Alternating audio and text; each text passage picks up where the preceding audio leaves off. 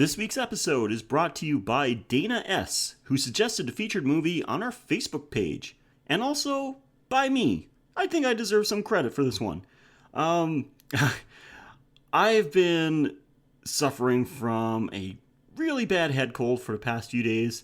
I actually blame it on Halloween, being out on a chilly Halloween night in a kind of skimpy costume. And no, there's no pictures, so don't ask. But ever since the day after Halloween, I've had this nagging cold, so that's pretty bad. And you can probably tell it in my voice. And also, I started a new job literally yesterday, one that involves a lot of talking, so that hasn't been great on the voice either. But I'm here! I'm gonna do this, and I'm gonna power through it, because I love you guys. So, if you have a movie you'd like us to cover on a future episode, we're gonna tell you all the ways you can do that at the end of the show. So, stay tuned for that. And now, Mike, theme song, please.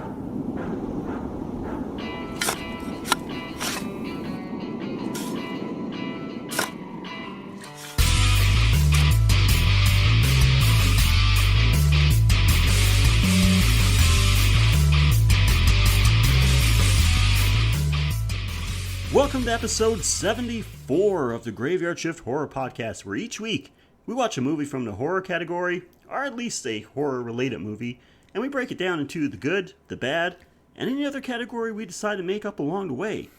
We'll talk about the plot, some production details, and anything else we find fun or relevant. I'm your host, Sheldon, and I never work the Graveyard Shift alone. Please say hello to the guy that could be described as the Roger Corman of podcasts, my co-host Mike. I'll take it. Hey, everybody. Mike, we had a little break to recuperate from Halloween, so how are you feeling? You ready to do this? I've been chomping at the bit. This is one of the movies that we, when we started talking about, doing, a scary movie podcast, this was, in my top 10 right off the bat. This is something I have been waiting for. Yeah, and somebody actually requested this one too, so you're not the only one that's been waiting for this. And we had to sit on this for quite some time, so so not literally, of course, because Mike has severe hemorrhoids.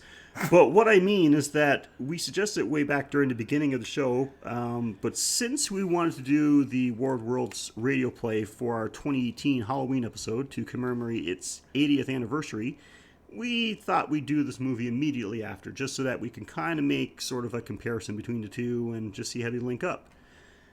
But, Mike, with that being said, I guess we've already spoiled it. Why don't you tell everyone what we've got for them this week? Today's episode is Death by Technicolor, trademark, because we watched The War of the Worlds.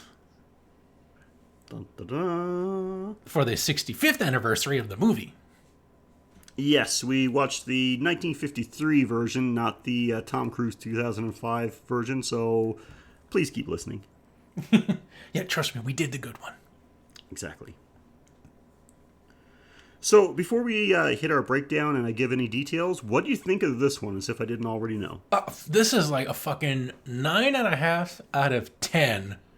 This set the bar for science fiction, horror, alien invasion movies, and so many clearly tried to hit this bar, and I don't think any did. Mm-hmm. Oh, it is the gold standard as far as it comes to alien invaders, for sure.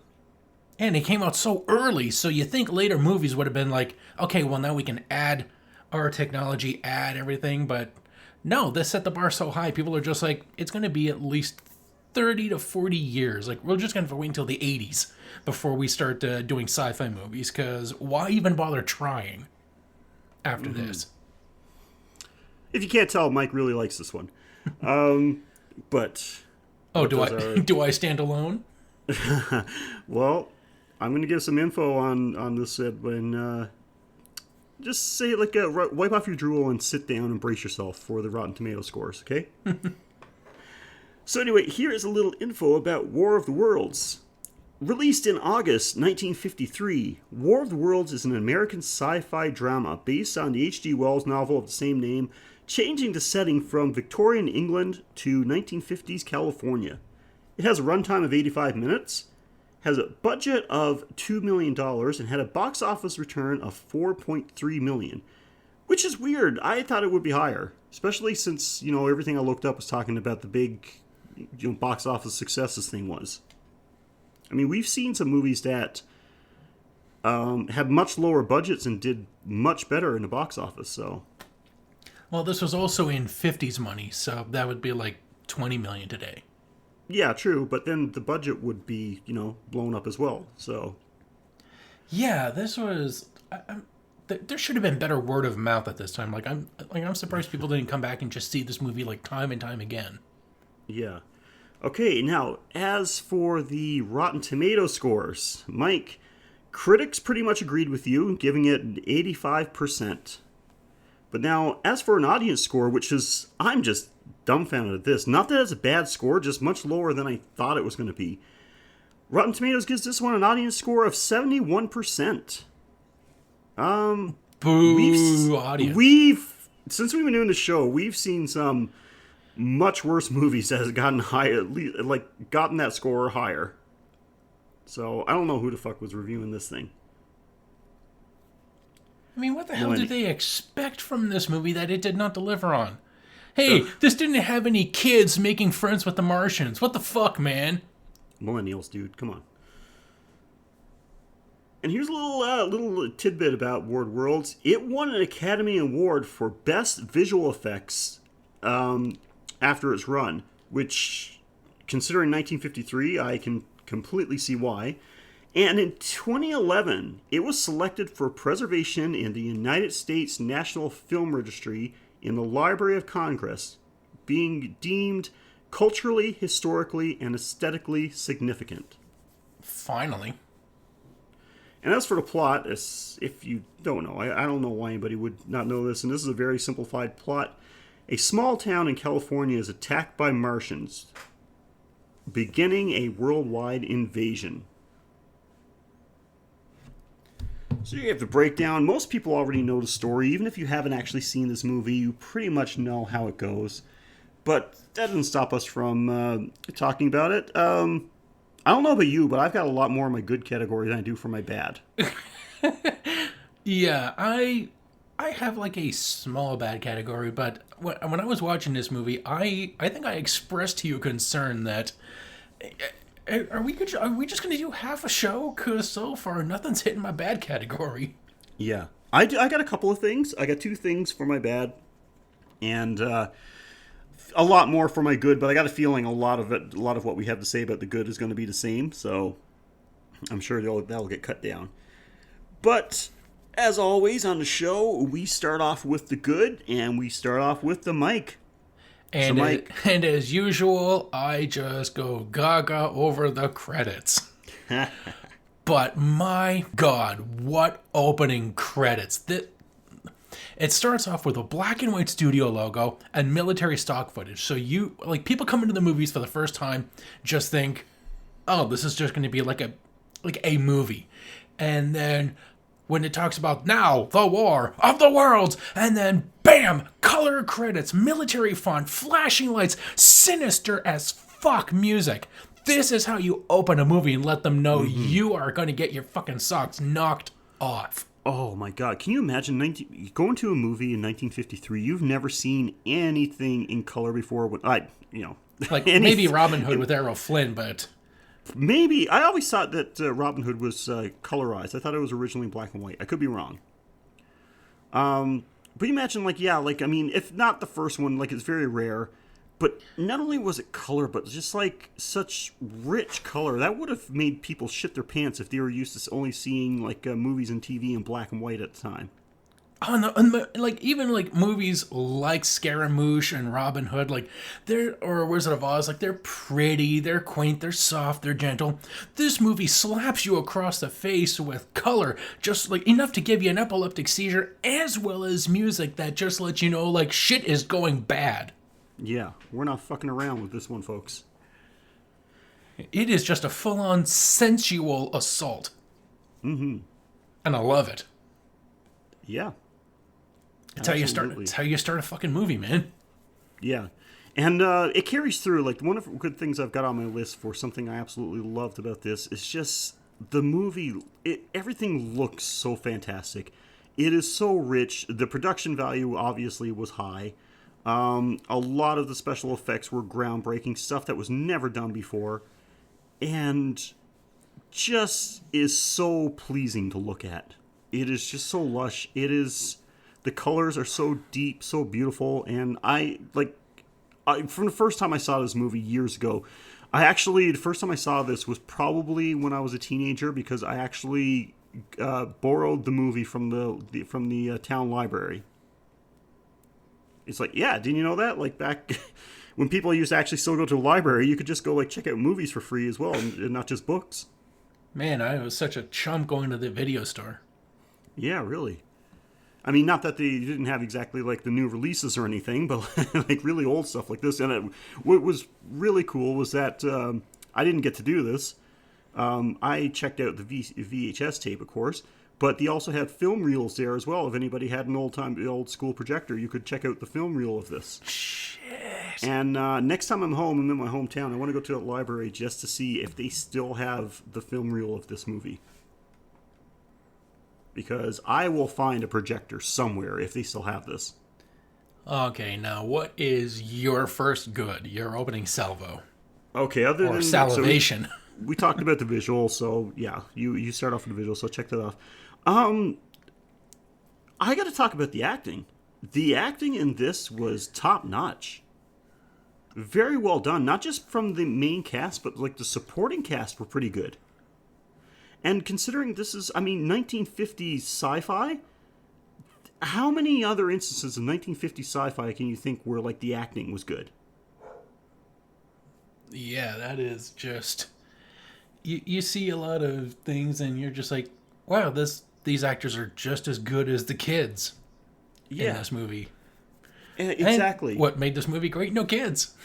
Like, one of the things I liked about The Thing from Another World, one of the highlights on my good list when we covered that one, was the acting was really good. And I mean, for the time, especially for a sci-fi movie, that was pretty much unheard of, because usually like the acting and effects are pretty cheesy when it came to early sci-fi. Yeah, because you don't have... Actors have to relate to their characters, so when you throw in something that's like a virgin field, such as science fiction, aside from books, which, you don't have much representation in that. So what do these actors have to fall back on to evoke this thing that they know fuck all about? Exactly. So to bypass that and get these people to just nail this, it's like you'd think that these kids grew up listening to radio plays and stuff, or that they put on little sci-fi things themselves. Like, they actually seem to know what the fuck they're doing and what they're talking about. Yeah, exactly. Like these, like I said, A Thing from Another World. I love that for the acting. The acting was well done. The dialogue was well done, and this one was pretty much on par. Like, everybody did a great job, I thought, and was really because that's one of the things. I love old cheesy movies, old horror movies, old sci-fi. But, you never get points for the acting. It's always pretty cheesy. And sometimes that's part of the charm. Like, it's like you can kind of enjoy it because, like, the acting is not so great. But, no, this was top-notch. Everybody did a fantastic job. The cast was really well... They had a really well-rounded cast, so good for them. Like, that was very enjoyable. All right, so continue to gushing. Mike, what else you got? The pacing. 20 minutes in, and the Martians have already fired their amazing beam twice. 10 minutes after that, shit has hit the fan with a full-on ass-kicking of the military. Mm-hmm. And it just picks up from there. Yeah, well, the movie is fast-paced because, it's not a long movie. It's 85 minutes. Like, I always say that for any horror sci-fi movie, 90 minutes is a sweet spot. If you go a little bit over, that's fine. If you go a little bit under, that's fine. But coming in 85 minutes, they get through a big story in a short amount of time. And so pace, yeah, like it's pace great. There is no boring spots in this movie. When nothing's actually happening, like any action scenes, it's very tense. Like you're just waiting for stuff to happen, and you know it's just about to happen. Shit's about to go down. So, yeah, it's you nailed it with that one. The pacing is great. Well, just as a testament, they had a square dancing scene that wasn't boring. That's true. Yeah, that's not a statement I thought I'd ever agree with, but yeah, you're absolutely right. Okay, so what about you? Just I didn't at first. I didn't think because like I read the book a long time. Like I saw this as a teenager for the first time, but years before I saw the movie, I read the book, and I was a little ticked off that they changed the setting. I still hold true that like I would love to see a version of this that actually takes place in Victorian era England. I think that would be great, but that is coming. Apparently, we're getting a Netflix show pretty soon that's based on that. So I guess I'll get my wish. But considering the change in setting, I think it actually worked really well. It's I read this and now this is not an original thought. Like I read this but I just agreeing with it that it also reflected we were in the America was in the Cold War era at the time when this came out. And I think it had like a lot of connections with that. Like this was a fear, like of a hostile invasion by a superior military force. That was like a real fear of Americans at the time. So there was definitely some connection there. It just worked. Like it was visually pleasing. I don't think at the time. I think now you can make it work if you made this movie and you set it in Victorian era. England, I think you can make it work. At the time, if they did it that way, you wouldn't have gotten the visual effects extravaganza that we saw in this movie because, they could have did the Martians the same way, but the military might of like the military forces we saw wouldn't have had the same impact. Figuratively and literally. So for this movie, I think it worked well that they went with modern times at 1950s, I should say. All right, and what else you got? It was refreshing to see the American military getting their ass kicked. Because usually, like so many American movies riding high off that World War II thing, oh yeah, like when we get that stick-to-itiveness and elbow grease, America can do anything. So it was just refreshing to see America be like, okay, let's throw the atomic bomb at it. Oh, fuck a duck. Okay, well, it's not going well. Yeah. This, so much of what populates my list is, I had to break it down into subgoods. And one of them is just, like, great little moments. So I'll just, like, rather than hog everything for about a good 10 minutes, I'll just, like, break down, like, a collection of little moments. And then, like, that'll be, like, a good, and then you can take something else. Sure. And, like, you can add to this as well. Like, we'll just get on, like, great little moments that fit in this. Like, the opening narration describing intelligences far greater than our own, unsympathetic to us. And then they, like, this is a 50s movie, so again, they didn't have satellite imagery. So they start showing, like, artist rendition of the different planets. Mm-hmm. Yeah. And how all of them were uninhabitable to the Martians. And they missed Venus, but I won't hold it against them. But just seeing, like, the way that they were showing, like, the surface of Jupiter before I guess they realized it was full of, like, it was just gas. But still, like, the fact that that they talked about, like, the atmosphere. So they did have some idea, considering, again, they didn't have satellites at this time. So how they gathered this knowledge, I'd like to know. Besides, like, simply just looking at it with a telescope and going, yep, that looks, yep, big, that's Uranus. Heavy.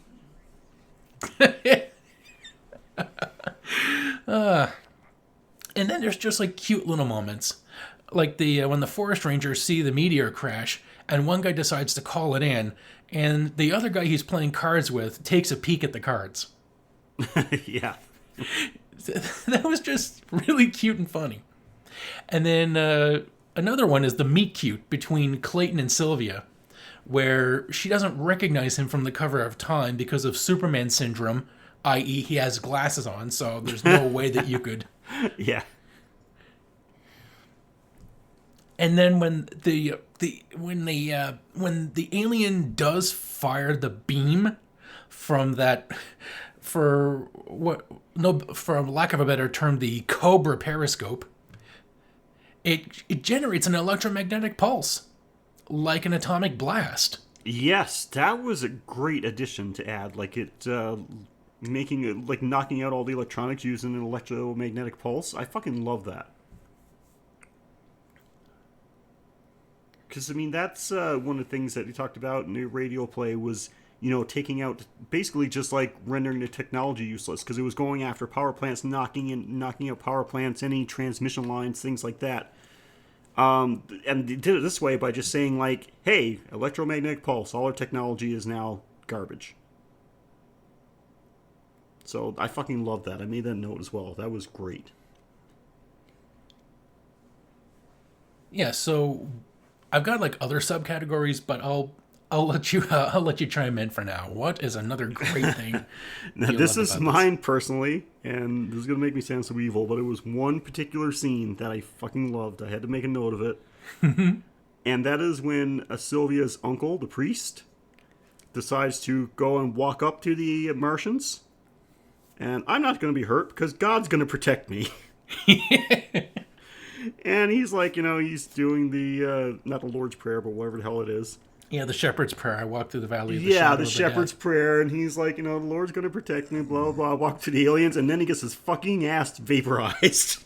It's like the Martian was in his machine, and just like, they got religious people here too? Zap. Oh, fuck, not a Jehovah's Witness.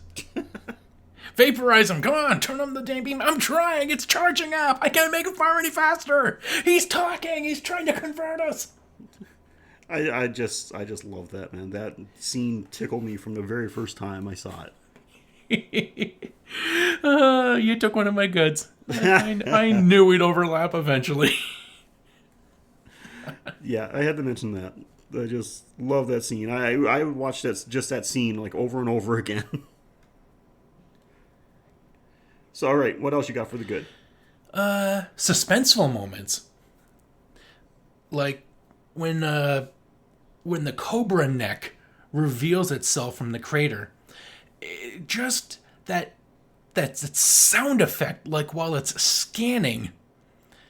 And then like that whatever they did to show that this thing is charging up, and then that amazing pew pew pew pew pew as it like bombards them with particles of light in a heat ray, just vaporizing the 3 ambassadors to Earth, who decide, hey, let's walk towards it screaming and waving a flag. That can't be seen as aggressive by any culture. Yeah, really. That was a great scene too. That first kill scene, like holy shit. Just like when everything about it, even like during the nice tense moments when you see smoke coming off the crater and then part of it starts to unscrew, which, the less you think about it, the better, because then you'd start to wonder, like, why does a rock have threads? Yeah.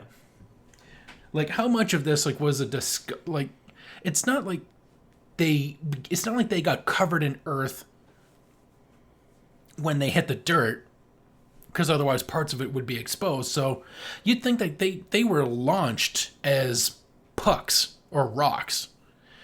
So why would I have to unscrew and throw a thing out to, the less you think about it, the better.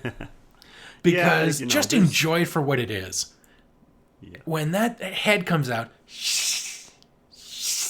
it looks like a snake, it sounds like a snake, and it's just looking around, and then when it sees the two guys, and you hear, and then the music, bum, bum, bum, bum, bum, and the music's like, and everything about that scene is amazing, suspenseful. Like, you can just tell these guys are fucked from the get-go. Yeah. But it's still a surprise when it finally unleashes this devastation on them. Mm-hmm.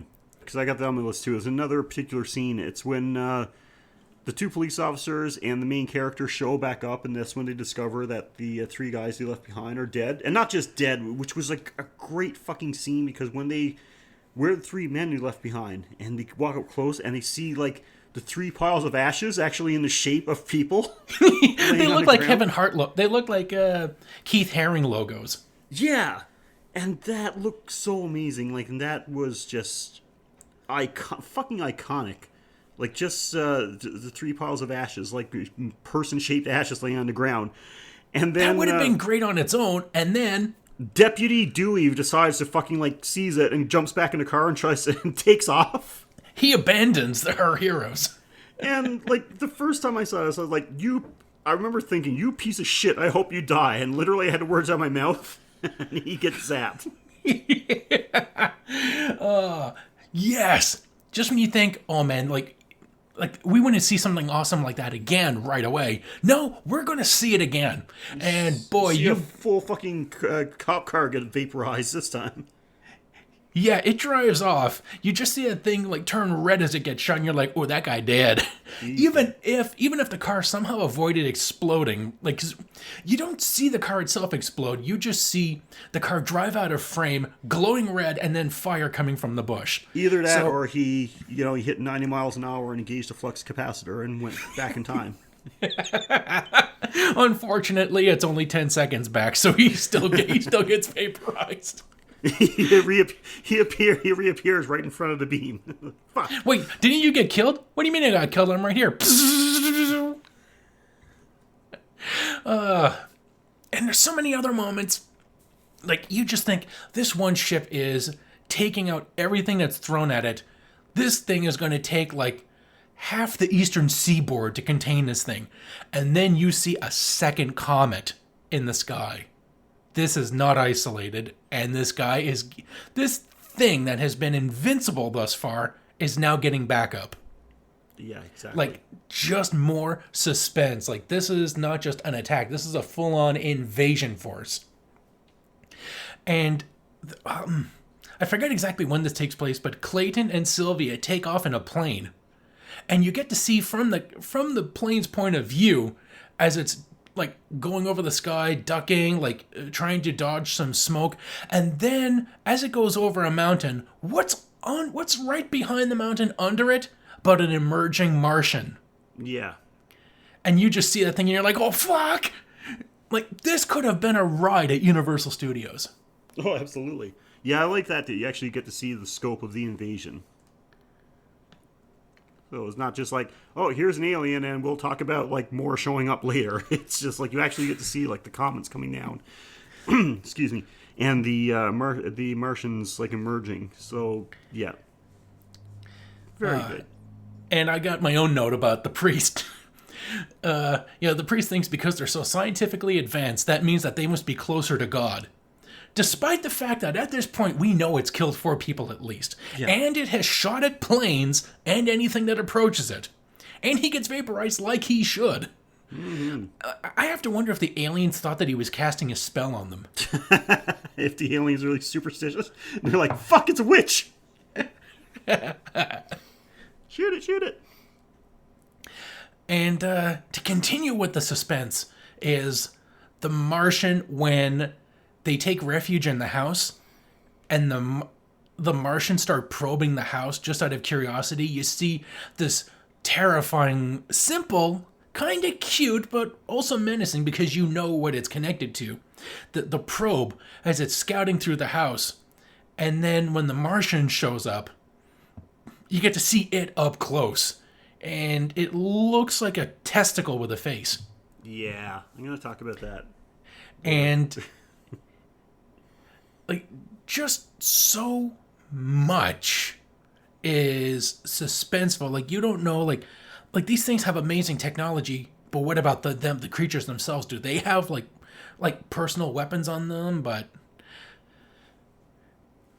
yeah, so I've got like one more category, but this is I'm going to let you have another let you have another crack at the praise. Well, I like that, they actually, consider this is 1953. One of the lead scientists that were working on the Martian problem was a woman. How often did you see that in any type of 1950s science fiction? Yeah, that was like the fact that when she showed up, none of them ever said the men are talking. Yeah, exactly.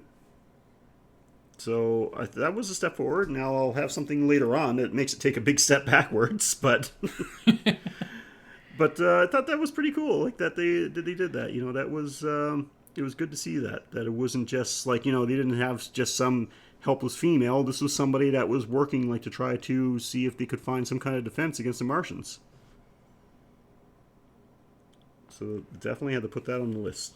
All right, and what else you got? My last sub-good category is the UFO. Because there's so much to talk about, at one point wouldn't cover it.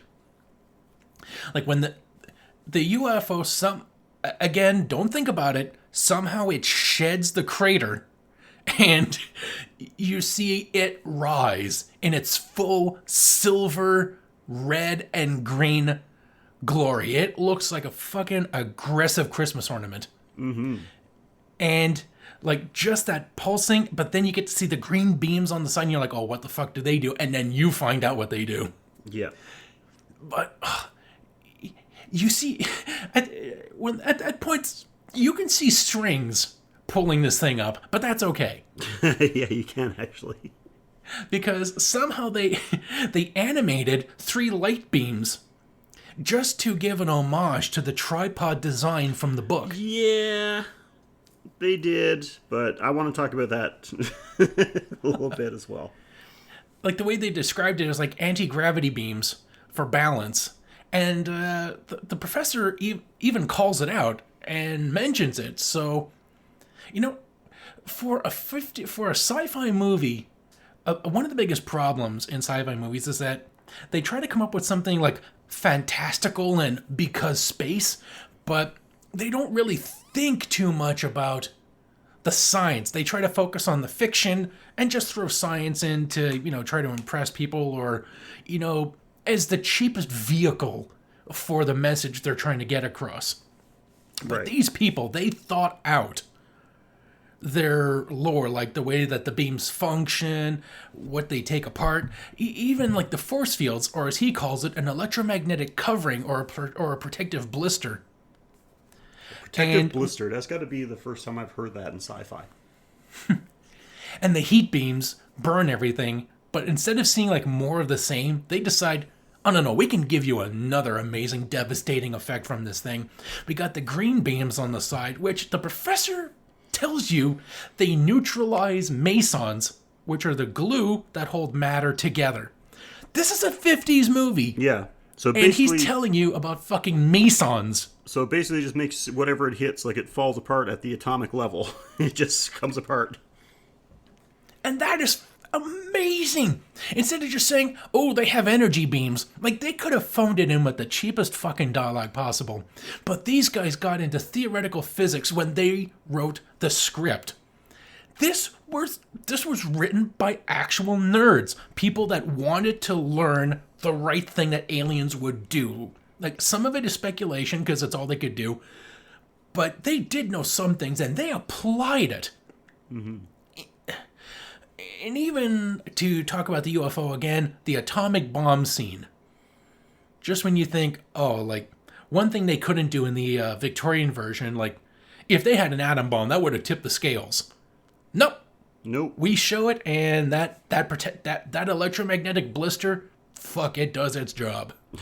Yeah. And even at the end of the movie, when one of the ships crashes and it opens up, you get to see like a nice, good close-up on the arm to talk about like the Martians overall. Like, you get to see this arm pulsating and throbbing. And then, but also so that you don't start, so that they don't, that they didn't have to waste time designing an interior, they showed that the door is jammed by rocks, so no one could get in. So you can't even ask the obvious question. If the door's open, why don't they go inside and, you know, why can't we see what's going on? Oh, the door's jammed by rocks. Like, these people thought out just about everything. Like, it wasn't just that it looked great, it was thought out great. Mm-hmm.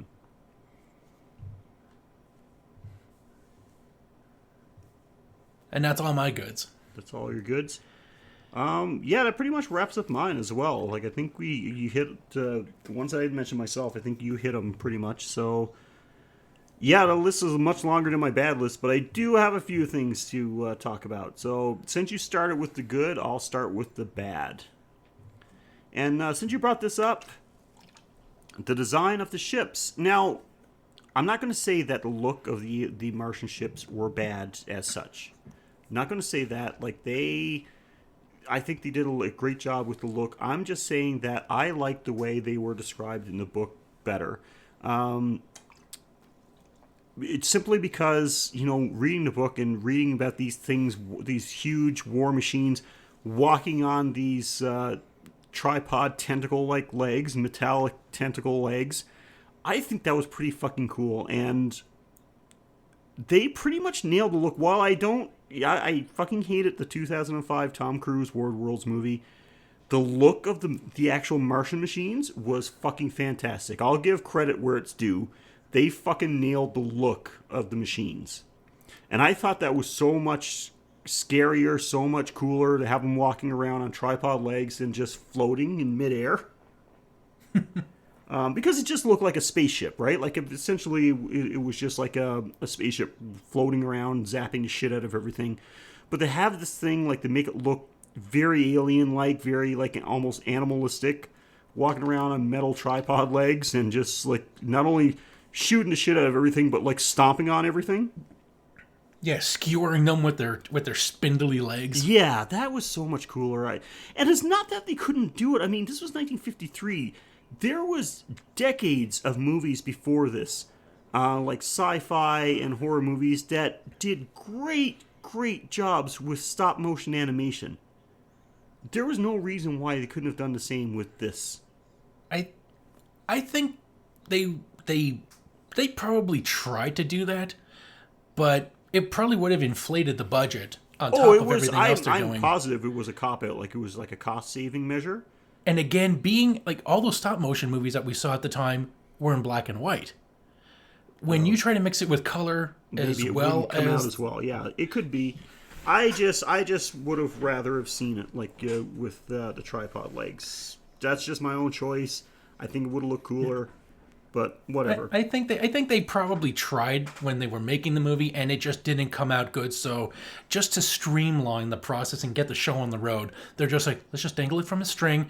We'll draw some legs in, because I imagine trying to get these things to move around during a city, it would just be so long to film a scene with these things moving around. Whereas if they're just on a string and they're shooting shit happens, it gets done, they can just continue shooting the movie. Yeah. And it's a lot easier to draw effects coming from the ship than to take pictures of something barely moving across. And then not just the legs having moving, but like having like the actual ship part, like the way that it's done right now, they're just floating. They can move in a straight line. Yeah, like they would have to adjust with the movements of the legs. So maybe it was, like you said, cost-saving, time-saving measure.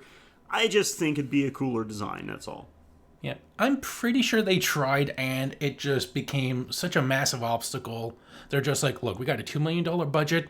You want this thing done within 5 years, you're going to have a $5 million budget. So I think that it only could look good now because of CGI. Yeah, maybe. To streamline the process, and that you could have it interact with people and not look fake.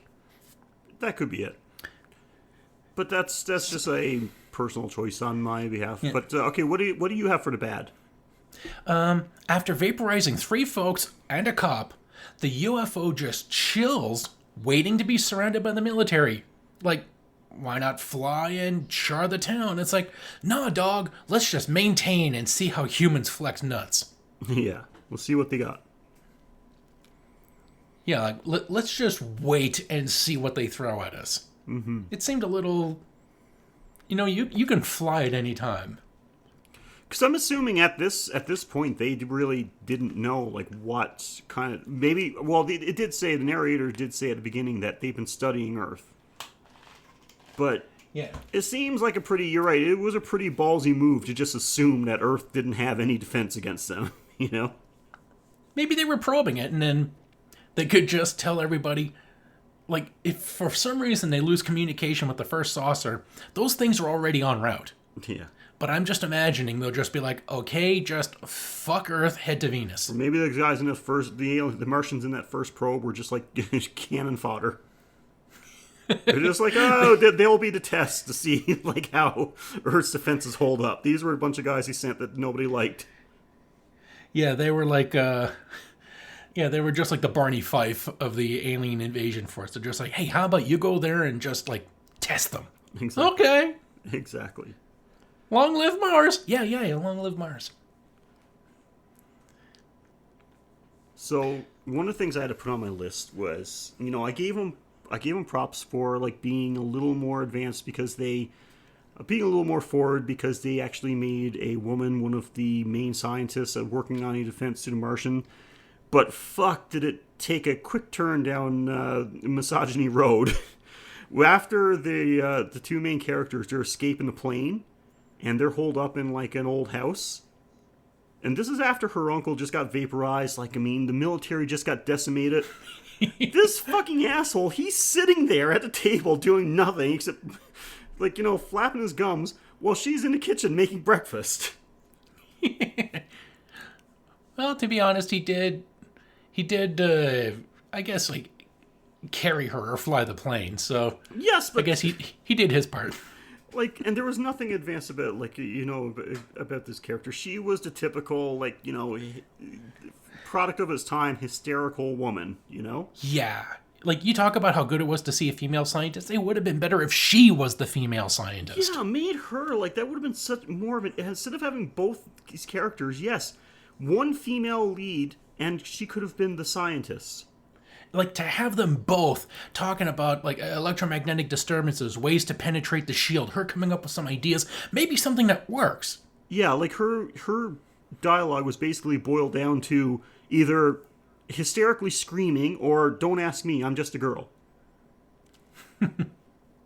So, yeah, that was pretty cringy. And I know it's a product of its time, but still, like, I've given up letting that be an excuse for poor female characters. And unfortunately, man, it's something that carried on for a long time. I guess we didn't really see a strong female character in sci-fi until probably when the first Alien movie came out. Yeah, if you know a better one, please hit us up in the comments. Like, that's we want to be proven wrong. Yeah. We want to hear some amazing 60s and 70s sci-fi heroines. Yeah, like I'm just going. That's just off the top of my head. That's all I can think about. But if I'm wrong, like, let me know for sure. And do you have anything else for the bad? I've got one more thing, but if you have something, go ahead. I've got like some basic points, like the Martians. They attack everything they see in the house, but then when one of them decides to scout the house, that's when they decide to get all touchy and friendly, instead of scouring this house with, like, hand blasters and body armor. Like, they've shown that they don't want to associate with humans. So this whole E.T. like moment when an alien sneaks up on her and, like, he doesn't, like, attack her, he touches her. Mm-hmm. And it's like, what message are you trying to send with these things? Are they curious or are they here to kill us? Because you got to have a consistent tone with these things. Yeah, maybe. And if they're different, like, if there are some aliens that are friendly, then, you could have made that a plot point. Like, some of them are just like, look, we came with the invasion force, but we're not a big part of it, and we like your planet, and here's how you can defeat some of these ships.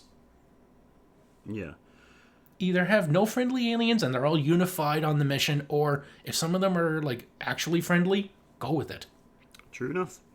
Yeah, and the only thing else I had on my bad list was in regards to that same scene, actually, but a different point. Well, overall, I kind of like the look of the alien, like the hands, the body shape, that, like, almost T-shaped body type of the aliens was pretty cool. What I didn't like was that fucking green, blue, and red eye they had. Was that an eye for their entire face? Well, yeah, so I guess their whole face was an eye, but also it matched perfectly with the freaking probe that they sent into the house before the alien actually went there. Yeah, that's one of the things I sent you. Wait a second, their cameras are just designed completely after their faces. Can you imagine, like, your camera on your phone was just basically look like a human eyeball? Like, I just thought that was really bad. Like, the probe itself, I thought that looked cool. Had the multicolored lens and stuff like that. But then when you see the alien, it's got like basically it looks like it's got a probe for a face. Yeah, it's a cyclops. It like I originally thought like it was that was its face. Like it's the red light. I was like, is that red light its mouth? Yeah, I don't know. And the green and blue are like different colored eyes. And then when when Clayton hits it with an axe, it runs away screaming, and I'm like, its mouth was a solid light. Yeah. What is it screaming with? Yeah. So, yeah, like, I mean, overall, I guess I'd like to look at the alien just except for that fucking giant, was it thing that the game that used to light up? It was like the Simon Says game? That's what it looked like. It looked like if you got, like, the knockoff version or something from, like, the bargain shop or something. The dollar store, Simon Says. Exactly. But, yeah, so that, I think that was a weird choice to go with, especially since the rest of the alien like looked pretty cool. But yeah, that wasn't good. It would have been good if that thing had to see if they had like a hand version of those blasters. Yeah, that would have been awesome. Like to see some again body armor. If it's got a magnetic shell for its thing, how awesome would it be if he tried to hit it with an axe and it bounces off that same blister because he's got like a belt that emits a force field. And you got like little hand vaporizers. Yeah, that would have been fantastic. Mm-hmm. And the only other thing, this was a minor nitpicky thing, just that there was no reference to the aliens actually capturing humans in this one. It was like complete annihilation. Yeah, no red vines, no black smoke, no terraforming the planet. Yeah, no draining the blood and using it as fertilizer. Which was a big part of the book, right? Like that was the original story, like capturing humans, carrying around in cages, and yeah, like there was. Well, again, 85-minute runtime. Of course, is going to be condensed a bit. There's some parts going to be cut down, but I just like a quick mention of that. Like all they had to do was that, like the people that weren't being killed were being captured and bled out. Yeah, you could just show like a light beam comes from the ship, like from the undercarriage, and it just you could just draw like a little animated net on them, and then pulls them off camera, and you're just like, oh, they're kidnapping some of us. Boom. Yep, that's all it took. But that's nitpicking. That was just I like that from the book, and so yeah. But man, overall, like solid fucking sci-fi horror movie. I watched this like all day. This is fucking great. One of my favorite sci-fis of all time for sure. Yeah, I did have 3 little mini qualms with it. At one point, Clayton says, like, we need to analyze this blood sample. And this fucking idiot says, if you want Martian blood, you can get all you want after the plane drops the bomb. Yeah, because all that fire and debris and, fucking radiation isn't going to alter the samples at all. Nope. That's fine. Yeah, I'll just go take this dusty, filthy, glowy debris, and I'm pretty sure I'll get some accurate information off of it. Exactly. And we see the bubble dome protecting them, and I thought this was great, but there was a missed opportunity I wanted to see. I would love to see somebody like hidden in a trench with a rocket launcher, and then when this Martian thing passes over him, then he blasts its belly. Since he's now within the dome. Kind of like, I'm totally going to nerd out here, but Empire Strikes Back, Luke Skywalker taking down one of the big walkers. Gets it from underneath and, like, cuts a hole in it and blows it. Yeah. Yeah, that would have been cool. It would have been good to see a soldier blasted in the belly, or at least, like, one of the energy leg emitters, so that this thing, like, starts to spin out, crash into another saucer. Or, like, have some humans nail down a few of these things from sneak attacks. Like, obviously, it wouldn't it wouldn't really change the overall picture, but because the aliens still have overwhelming numbers. But the fact that they would have to, change their tactics, or that humans are having some victory, I would have liked to have seen that. Mm. And then the way the movie ends with God.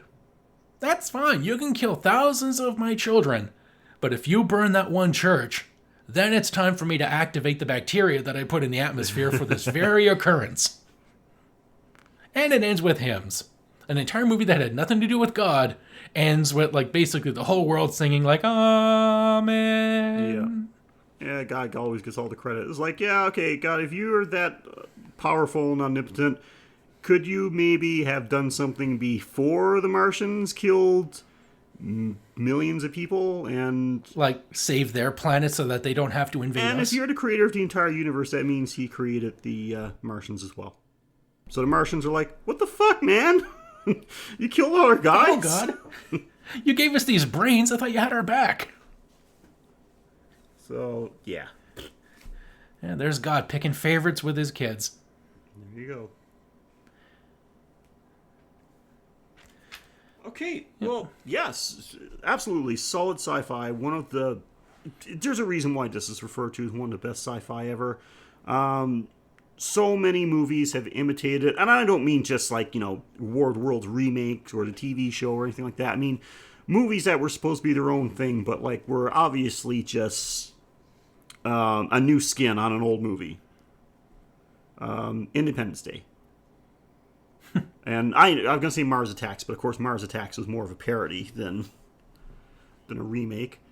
But yeah, it's basically the template for every alien invader movie.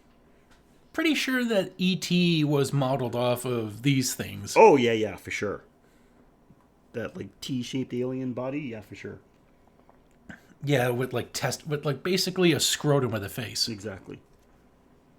So this was interesting, especially after doing the War of the Worlds radio play last week.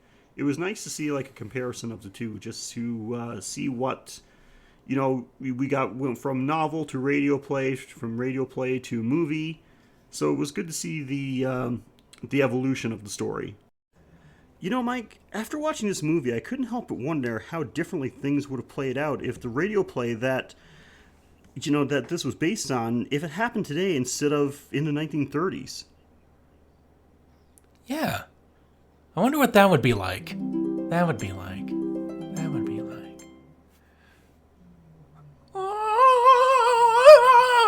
Fellas, you gotta run. I just heard on the radio we're all in danger. Whoa, relax, man. What kind of danger?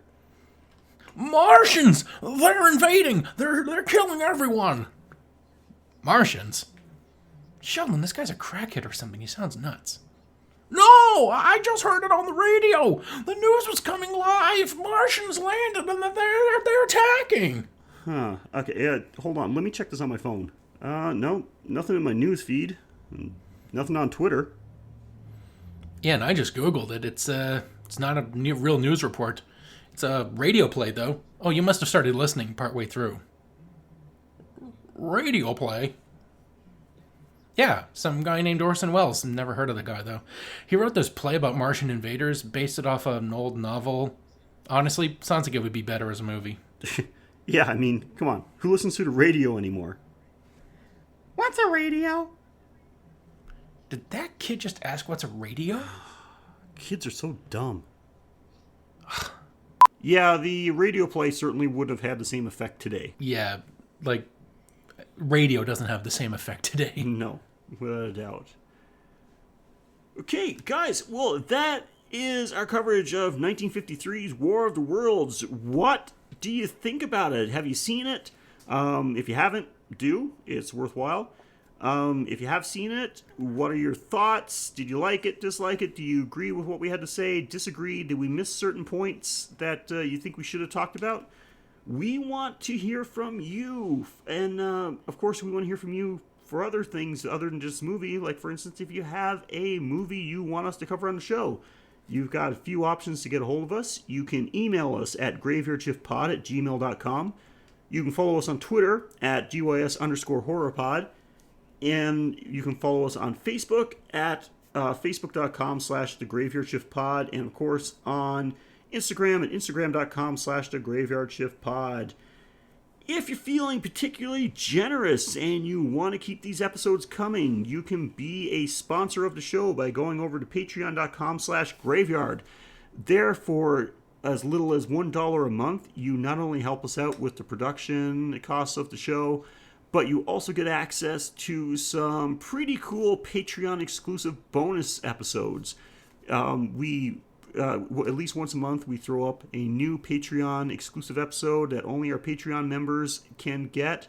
We do it a little differently most of the time than we do with the show. If we do a movie, we usually do a full synopsis of it, start to finish. Sometimes we do other things like TV shows and video games even. Top 10 lists, all that kind of stuff. And this month we've got quite another deviation from the usual for the November Patreon. We do, so that'll be something coming to you Patreon members soon. You know who you are, and we love you guys. But of course, we understand not everybody has the money to give us money, but you can still help us out a ton by going on to iTunes or Stitcher or however you get your podcasts, however you listen to us. Whichever way you do, there is definitely some way to rate and review and possibly subscribe. I put way too many syllables in possibly just now. Possibly. There is certainly a way to subscribe or rate and review. If you could do that, we would certainly appreciate it. In the long run, actually, that's what helps us out the most. And if that's not possible, then just share us using your social media or by word of mouth. If you know anybody that you think would like to listen to us talk about horror or horror-related movies, let them know about us. Mike, other than the Graveyard Shift, I'm sure you've got lots of other stuff going on. So what else you want to plug? Well, so far I've only got 3 concurrent podcasts. That's all? Jeez, that's half of what you used to do. Yes, I've got Technobabble, which is the tech discussion podcast with me and Rich Reeder. We talk about technology, developments, a little science, just amazing new things that smart people are doing to change the world with devices, or amazing good news developments, applications like people trying to create little watches that can shake people out of PTSD nightmares and night terrors so they can get like a solid night's sleep. Oh, wow. So, we like to spread a little positivity and awareness with that show. And on a completely less contributing note, we have the Playing with Power podcast, where me and my friend Ben, for the moment, he only for the show, like we're still going to be friends. He's just not going to be hosting the show. And we talk about Nintendo Power Magazine. We're currently discussing the 1996 year of Nintendo Power, where the Super Nintendo is on the way out. Sadly, the end of a golden era. And the N64 is in with its Dorito graphics. And then there's also the Taste Test, which you were recently on for the Halloween grab bag. I was. And that is the Taste Test Retro Gaming with Flavor. That's where you can find it on several podcasting platforms. And we're also going to be reviewing Balloon Fight this November, so check out our little discussion on that. Oh, cool. And that's all we got going for now, but if you have an idea for a podcast, I clearly have enough time, and so hit me up. Yeah, Roger Corman needs his ideas. So, guys, thank you so much for joining us. Just want to say, I know, sometimes our release schedule over the past month or so has been a little flaky because there's so much fucking shit going on. Holy shit, it's unbelievable how much stuff can be going on in your life that takes up a lot of your time.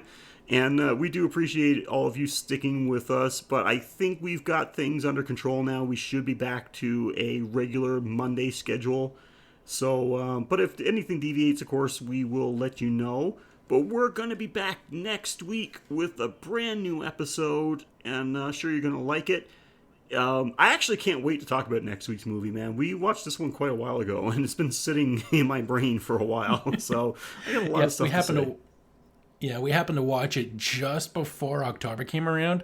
So we're just like, okay, well, I guess we're just going to have to wait a month to talk about it. And then War of the Worlds came along, and I'm just like, well, there's no way we're going to let the sizzle die on this steak. We got to keep cooking. So then this show came along. So we're eventually going to get to next week's episode. Oh, that's right. But that is all for next week. Until then, I'm Sheldon. And I'm Mike. And thank you again for joining us on the Graveyard Shift.